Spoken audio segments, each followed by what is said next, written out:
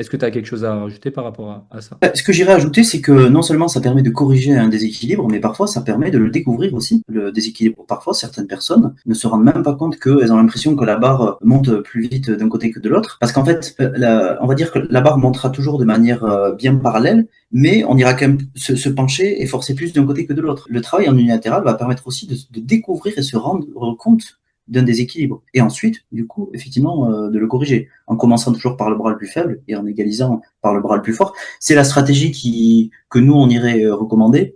Il y en aurait une autre qui serait de dire on va à l'échec sur les deux bras, comme ça, ou sur les deux jambes, comme ça on va vraiment à l'échec sur chacun des deux côtés. Parce que parfois, c'est pas parce qu'un bras est plus faible que l'autre que sa masse musculaire est moins développée que l'autre. Donc on pourrait se dire, pour garder, en fait, il faut regarder aussi par rapport au volume du muscle en question. C'est-à-dire que si on a l'impression vraiment d'avoir, si tu mesures tes bras et que les deux côtés sont équivalents, mais que l'un est beaucoup plus fort que l'autre, est-ce que pour autant, on irait se brider sur le côté le plus fort, mais qui n'a pas une masse musculaire plus importante? C'est aussi une question qu'on peut se poser et on peut aussi individualiser l'approche par rapport à ça. Mais pour des débutants, j'irais pas forcément opter pour cette deuxième théorie. Il y a un petit peu deux écoles par rapport à ça. Ah, complètement, c'est Mais intéressant ce que par tu exemple, dis. pour un compétiteur, est-ce que j'irais lui dire d'aller égaliser le nombre de répétitions sur le côté fort par rapport au côté faible s'il n'a pas de déséquilibre visuel? Pas forcément.